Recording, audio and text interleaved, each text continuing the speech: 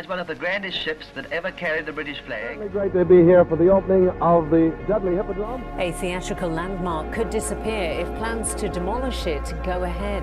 Had a wonderful war record, sinking 2 enemy submarines and carrying thousands of troops in safety. They called her the Old Reliable.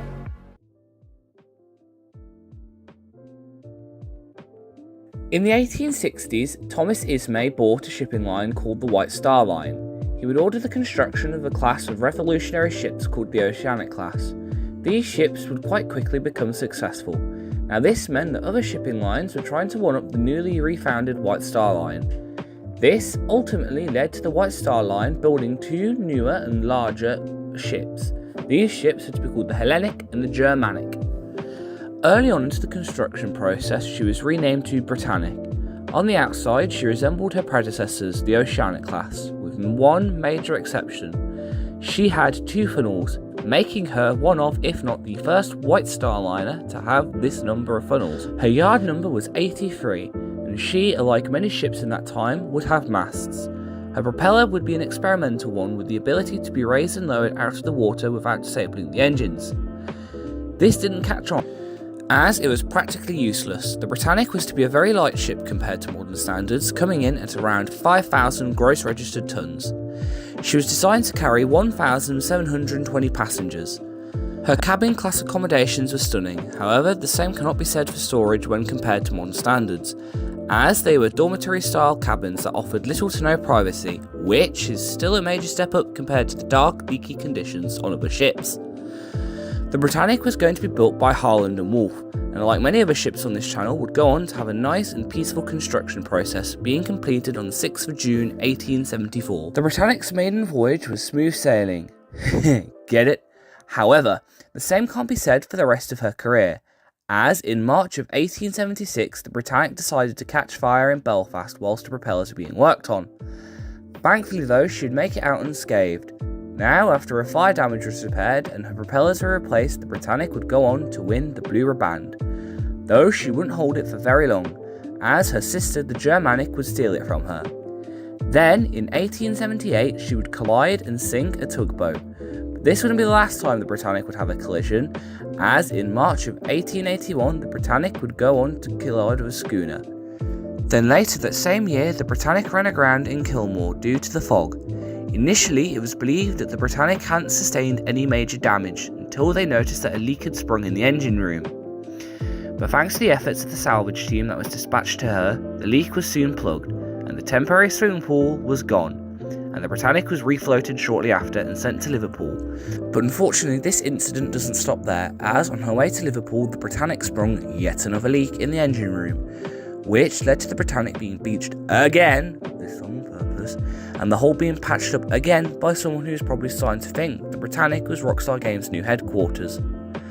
After being refloated yet again, the Britannic was sent off for repairs and was pushed back into service later that month, though this wouldn't be the last mishap the Britannic would be involved in. On the 18th of May 1887, the Britannic and the Celtic decided it'd be fun to get close. Really close.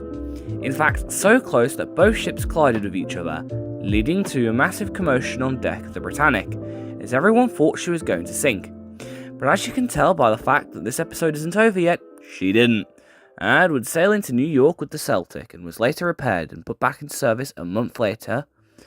Then, in 1890, the Britannic decided it would be fun to collide with another ship and sink it. However, it wasn't all bad, as in 1891, the Britannic somehow made her fastest crossing yet. In October of 1899, the Second Boer War broke out.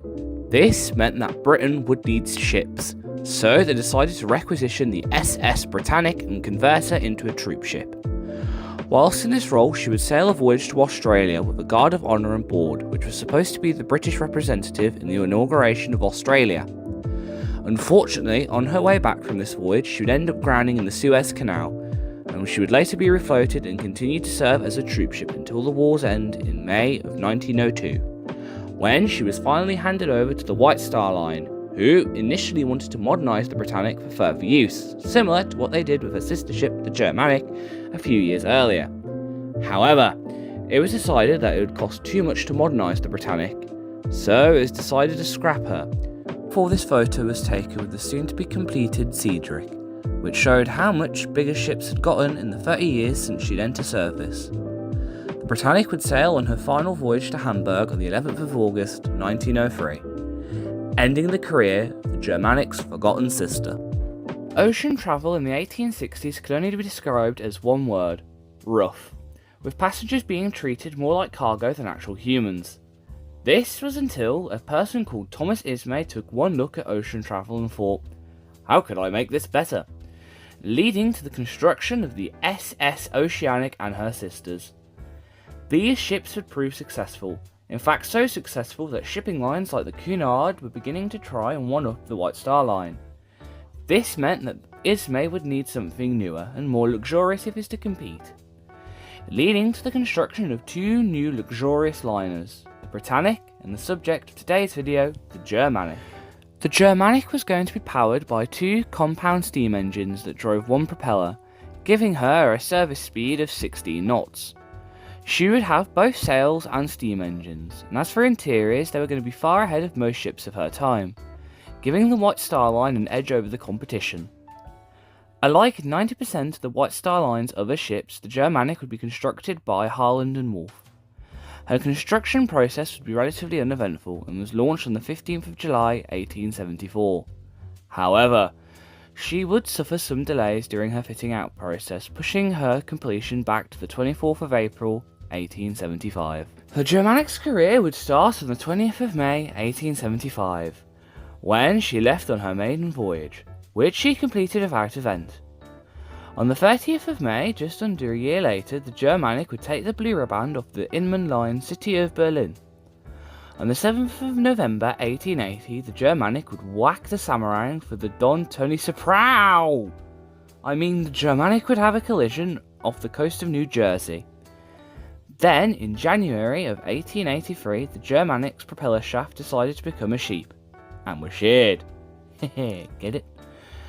Then, in April of 1885, Poseidon would see the Germanic sailing past the coast of Ireland and decided to wave. Literally, as a massive wave smashed onto the Germanic, causing a new window to open up in the reading and writing room. A sailor also decided to go for a swim, but most importantly, it caused the water to flood the engine room. See, the second Adriatic wasn't the first ship to have a swimming pool. Anyways, the damage to the Germanic was deemed so severe that the captain decided it would be too dangerous to continue, leading him to turn the Germanic back round.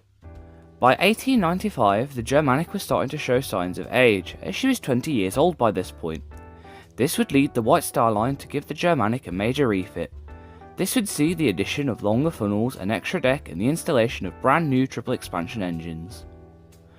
On the 11th of December 1895, the Germanic decided to become the Storstad, as she rammed a ship whilst en route to New York.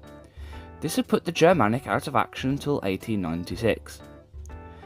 Nothing of note would happen to the Germanic until February of 1899, as following an extremely cold voyage that left the Germanic covered in ice, she was being refueled and prepared for a return crossing. Well, as she was being readied, the Germanic would sink due to the weight of the ice on her decks. Now, some of you may think that that's where the story ends. Well, if so, then boy do I have news for you, as shortly after she sunk, efforts were underway to raise her. Though this wouldn't go entirely to plan, as they were trying to salvage the Germanic, someone noticed that there was a porthole that had been left open below the waterline. Oops. The mishaps don't stop there though, as when they finally got the bow to be buoyant again, the salvage crew were reminded of something they forgot to account for. The stern. As when they raised the Germanic's bow, they managed to accidentally bury the stern deeper into the mud. Though thankfully, after a week of salvage efforts, the Germanic would be raised and sent off to Harland and Wolff for another major refurbishment. After this, the Germanic would only sail for the White Star Line for 4 more years, as in 1904 she'd be transferred over to the American Line. She would operate under the American Line for a grand total of a few months, as in October of 1904 she'd be handed over to the Dominion Line and was renamed Ottawa. She'd serve under this name until 1910, as in 1910 the Ottoman Empire decided to buy the Ottawa for service as a troop ship so they could send troops to put down rebellions in Yemen. For this, she was once again renamed, this time to the Gusimul. The Gusimul would serve without event until 1914, as a bunch of empires decided war would be fun, leading to the Ottoman Empire to join the Central Powers. During this time, the Gusimul would have another brush with the Grim Reaper, as in 1915 she was torpedoed by a British submarine and was mistakenly thought to have been sunk. Though, as you could have guessed from the mistakenly in the previous sentence, the Gusimul was very much still afloat and was sent off to be repaired by Germans, coincidentally. She would then be put back into service and continue moving troops across the many fronts of the First World War until 1918, when the war finally ended. After the war ended, the Gusimul would repatriate troops until 1920, when she would after 10 years be converted back into an ocean liner. Though this wouldn't last long, as a year later she would be in charge of transporting Turks from Crete back to Turkey following the Turkish War of Independence. During the 1920s, the founding father of Turkey would often take voyages on the Gusimul. In 1928, the Gusimul would be transferred over to the Turkish Navigation Administration. Then, in 1931, she would end up grounding. By 1937, she was retired and turned into a floating warehouse. She would serve in this role until 1950, when she left Istanbul for Messina to be broken up, bringing an end of the ship that just wouldn't die.